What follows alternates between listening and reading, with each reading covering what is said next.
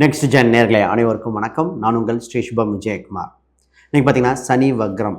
இந்த வக்ரம் பெறும் காலகட்டத்தில் பல நல்ல பலன்கள் நடக்கப் போகுது. உலக அளவில் பல மாறுதல் நடக்கப் போகின்றன. அது நமக்கு நடக்காமல் இருக்குமா? ஜூலை 27 டிசம்பர் 11 வரைக்கும் இந்த இடையில்பட்ட காலகட்டத்தில் குரு மற்றும் ராகுவின் தன்மை மாறுது. பட் பிரதானமாக 2.5 வருஷம் நின்று நிதானமாக பொறுமையாக போகிற சனி. ஏன்னா இது செய்யும் இந்த தாக்கம் அதிகமாக மனிதர்கள் ஃபீல் பண்ணுறாங்க. மற்ற விஷயங்கள் கிரகங்கள் இருந்தாலும் இதில் நமக்கு நடக்க போகிற ஃபஸ்ட்டு நல்ல விஷயம் தெரியுங்களா? பொருளாதார ரீதியாக, குடும்ப உறவுகள் ரீதியாக, வேலை வாய்ப்புகள் ரீதியாக, சொத்து சுகங்கள் வாங்கலாமா அது சம்மந்தப்பட்டது, உடல் நிலை. நிறைய பேர்த்துக்கு பார்த்திங்கன்னா குழந்தை என்பது வரமா, அந்த வரம் எங்களுக்கு கிடைக்காதா, ஏங்கிட்டு இருக்கவங்களுக்கு வரத்தை கொடுக்கக்கூடிய அம்சம் வந்தாச்சு. உடல், அதாவது எவ்வளோ உழைப்பு இருக்கோ உடல் உழைப்புக்கு தகுந்த ஊதியம் இல்லை அப்படின்னு சொல்லுவாங்க. அந்த ஊதியம் எப்பொழுது கிடைக்கும் என ஏங்கிட்டு இருக்கிற பல பேர். எங்களுக்கு ஒரு லக்கு கிடைக்காதா, நாங்கள் இடம் வீடு சொத்து வாங்கக்கூடாதா, திடீர் அதிர்ஷ்டங்கள் வருமா, ஒரு பூர்வீக சொத்து கிடைக்குமா, இது மாதிரி எண்ணற்ற விஷயங்கள் மக்கள் மனதில் ஓடி இருக்குது.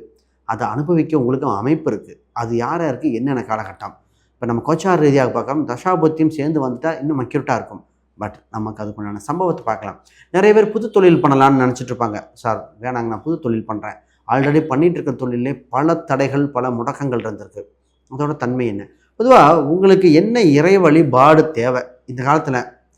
ஏன்னா சனி என்ற ஒரு கிரகம் பார்த்திங்கன்னா அது மட்டும்தான் 3, 7, 10 இந்த கிரகத்தை பார்க்கும். அப்போ நிறைய எண்ணற்ற மாற்றங்களை கொடுத்துருது இல்லையா? அதனால் இந்த கிரக அமைப்புகள் பார்ப்போம். 12 ராசிகளுக்கும் பலதரப்பட்ட இது. அதில் உங்கள் ராசிக்கு மிக மிக முக்கியம். அதுதான் இங்கே சூட்சமே. முழுசாக பாருங்கள், நிச்சயமாக உங்களுக்கு உண்டான நல்ல விஷயம் காத்திருக்கு. கன்னி ராசி அன்பர்களே, கடமை மிக்கவர்கள், கண்ணியமானவர்கள், பர்ஃபெக்ஷனிஸ்ட் அப்படின்னா அந்த ராசிக்கு பேர் போனவங்க.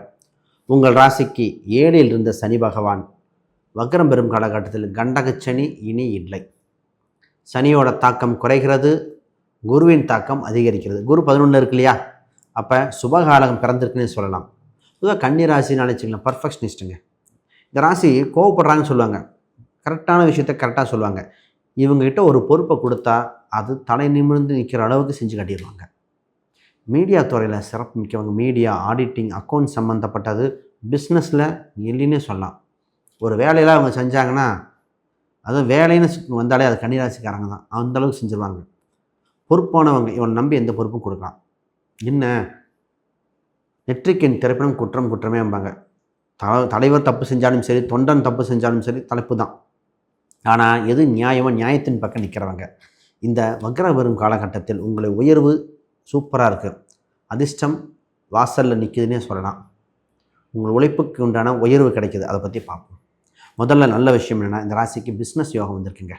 திடீர்னு ஒரு ஆசை பிஸ்னஸ் பண்ணலாம். ஆண் பெண் இருவருமே பார்த்திங்கன்னா தொழில் தொடங்கலாம், வருமானத்தை அதிகப்படுத்தணும். இந்த வருமானம் பத்தாது, போன வாய்ப்புகள் நிறையா விட்டுட்டோம். அப்போ வேலை, பிஸ்னஸ் ரெண்டுமே ஃபுல் கான்சன்ட்ரேஷனாக இருக்குது.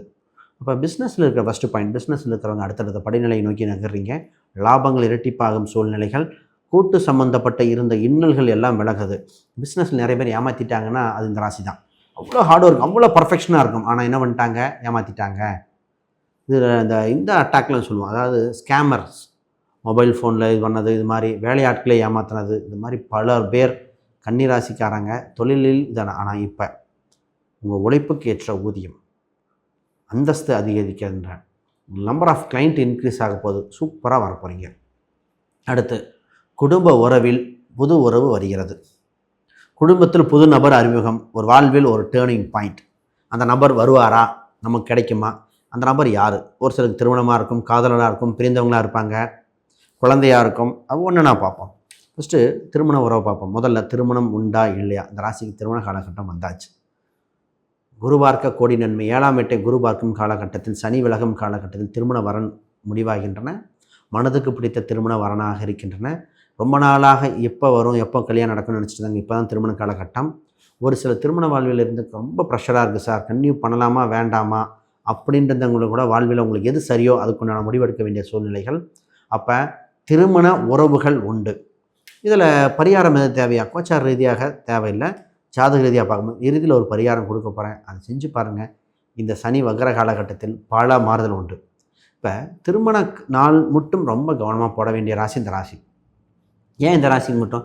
காலபுருஷனுக்கு 6ஆம் இடம், 6ஆம் இடம் திருமணத்துக்கு பிரச்சனை கொடுக்கறது இயற்கையாக. அப்போ இந்த ராசியை பார்க்கணும். இந்த ராசிக்கு ஒரு சூட்சமம் சொல்வேன். இது கன்னி ராசி, கன்னி லக்னமாக இருந்தால் ஆணோ பெண்ணோ அவங்களுக்கு தாய் பார்த்து உறுதி திருமணத்தை பண்ண முடியாது.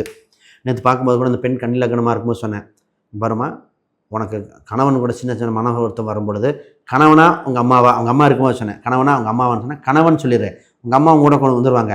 எங்கள் அம்மா தான் முக்கியம்னு சொன்னால் கணவன் வர மாட்டாங்க, ஏன்னா 7ஆம் இடம் பாதகமாக இருக்கின்றன. ஆனால் இப்போ திருமணத்தில் சூப்பரான காலகட்டம், வெற்றி வாய்ப்புண்டு. ராசிக்குங்க சொத்து சுகம் சேர்க்க வேண்டிய சூழ்நிலை வந்திருக்குங்க. ஏன்னா அவ்வளோ நகையை விற்றது, சொத்தை விற்று கடன் அடைச்சது, பிஸ்னஸில் ஏமாந்தது, இந்த ஆன்லைன் ஸ்கேம் மூலம் ஏமாத்தினது, கிரிப்டோவில் போட்டு மிஸ் ஆனது, பல இன்னல்கள் அனுபவிச்சாச்சு. கையில் 0 இருக்கும், திடீர் அதிர்ஷ்டம் கிடைக்குமா? ஆனால் இப்போ தான் படிப்படியாக ப்ராப்பர்ட்டி இன்க்ரீஸ் பண்ணுறது, சொத்து சுகம் வர்றது, பிஸ்னஸ் ஆப்பர்ச்சுனிட்டி வர்றது. அப்போ ப்ராப்பர்ட்டி யோகங்கள் வந்திருக்கு. ஆசையாக தேவையான்னு பார்த்தா தேவைக்கு உண்டான வாங்கிக்கங்க, பார்த்துக்கலாம். இந்த ராசி முக்கியமாக சார் வேலைக்கு போகிறோம், எப்படி இருக்குது? வேலையில் கோல்டன் டைம். வேலை ரீதியாக நிறைய பேர் பல முயற்சிகள் செய்து பல தொந்தரவுகள் இருந்தது. பல பேர் கூட இருந்தவங்க வேலை செஞ்சவங்களே தொந்தரவாக இருந்தாங்க. இப்போ அதெல்லாம் விலகி உங்களுக்கு நல்ல காலம் பிறந்திருக்கு. வேலையில் முன்னேற்றம், அதீத லாபம் ஏற்படுகிற காலகட்டம். உயர் பதவி வரைக்கும் கிடைக்குங்க. கவர்மெண்ட் எக்ஸாம், சென்ட்ரல் கவர்மெண்ட் எக்ஸாமாக இருக்கலாம், கிடைக்கும். வெளிநாட்டு சம்மந்தப்பட்ட வாய்ப்புகள் பிறக்கின்றன. வேலை இல்லாதவங்க வேலை கிடைக்கும். நிறைய பேருக்கு வேலை போயிருக்கு வேறு. எப்போ கிடைக்கும்? என்ன கோயில் பரிகாரம் பண்ணிக்கலாம்? அதே இடத்துக்கு போகலாமா? எந்த ஊரில் ட்ரை பண்ணலாம்? ஒரு சிலருக்கு வெளிநாட்டுக்கு சொல்லியிருக்கேன், ஒரு சிலருக்கு வெளி மாநிலம், ஒரு சிலருக்கு அதே கம்பெனி. அப்போ ஃபஸ்ட்டு சூட்சம்னா அது ஒரு சில கடவுள் வழிபாடு. உங்கள் ஜாதக ரீதியாக பார்க்கும்போது தசாபுத்தியை மேட்ச் ஆகாமல் நிச்சயமாக வந்துடும். வேலையில் கவனமாக தக்க வைத்துக் கொள்ளுங்கள். ரிசெஷன் வந்தாலும் தக்க இது முக்கியம். இந்த ராசி முக்கியமாக கவனிக்க வேண்டியது, இந்த ஜாமீன் கையெழுத்து போடுறது, செக்லிஃப்ட் சம்மந்தப்பட்டு இந்த காலகட்டம் வேண்டாம், அதை மட்டும் பார்த்துக்கங்க. ஆனால் இந்த ராசிக்கு இப்போ நல்ல விஷயம் என்ன தெரியுங்களா? விரயங்கள் எல்லாம் லாபமாக மாறும். மற்றவங்க விரயம் உங்களுக்கு லாபம். அப்போ திடீர் ஆஃபர் ரேட்டில் ஏதோ ஒன்று கிடைக்க போகுது. குழந்தைகளை எண்ணி எண்ணி வருத்தப்பட்ட ராசி இப்போ குழந்தை பாக்கியம் உண்டு. குழந்தைகள் சம்மந்தப்பட்டது சினிமா, அரசியல், இது மாதிரி விஷயங்கள் உண்டா? பாப்புலராக வேணாம், நிச்சயமாக அதுக்குண்டான அமைப்பு உண்டு. மீடியா இருக்கிறவங்களும் ஜொலிக்க போகிறீங்க. நல்ல காலம் பிறந்திருக்குது. உடல் உபாதைகள் விலகிற காலகட்டம். உடல் உபாதைகள் படாதபாடு பட்டாச்சு. நிறைய பேர்த்துக்கு இந்த ராசி இருக்கிறவங்க பிளட் ஃப்ளோ தான் பிரச்சனை. ரத்தம் உறைதல், ஹார்ட் சம்மந்தப்பட்டது, ப்ரெஷர் இதாக இருக்குது. இது வேரியேஷன் நிறைய பேர். இந்த பிரச்சனைக்கெல்லாம் இருந்தவங்களுக்கு தீர்வு காண வேண்டியது. இந்த ராசிக்கு பொதுவாக குறிப்பிட்ட வயசுக்கு ஹார்ட் செக் பண்ணிக்கங்கன்னு நான் சொன்னேன். நிறைய வீட்டில் சொல்லியிருக்கேன், ஒரு முறை செக் பண்ணிக்கங்க, லங்ஸையும் ஒரு டைம் பார்த்துக்கங்க. அது 2 மட்டும் ஆக மொத்தம் இந்த 2 ஒரு பாயிண்ட்டை தவிர மற்ற எல்லாமே ஜொலிக்கக்கூடிய காலகட்டம். வேறு கேள்விகள் சந்தேகம்னா பாருங்கள். இப்போ நீங்கள் செய்ய வேண்டிய பரிகாரம் என்ன அப்படின்னா தான், நிச்சயமாக செய்ய வேண்டியதுன்னா குழந்தை வடிவத்தில் இருக்கிற கிருஷ்ணர் வழிபாடு. தாயும் குழந்தையும் இருக்கிற கோயில். அப்போ மாசாணி அம்மன் கோயில்னு ஒன்று இருக்குது, அதுக்கு போகலாம். கருவளர்ச்சியரி அம்மன், அந்த கருவை கொடுக்குற அம்பாலாக இருக்கலாம். கருவளர்ச்சி குழந்தைக்கு மட்டும் இல்லை, நமக்கும் அதுக்குண்டான அமைப்பாக வந்திருக்கு. அப்போ நிச்சயமாக ஒரு அம்பாள் கோயிலில் பிடிச்சிக்கங்க. பெண் தெய்வ வழிபாடு, வியாழக்கிழமை வழிபாடு, குழந்தையில் ஆண் தெய்வத்தில் கிருஷ்ணர் வழிபாடு, குழந்தை வழிபாடு. குழந்தை வடிவத்தில் தெய்வமே உங்களை காக்க போகுது. வேறு கேள்விகள் சந்தேகம்னா கமெண்ட் பண்ணுங்கள். அனைவருக்கும் வணக்கம், வாழ்த்துக்கள்.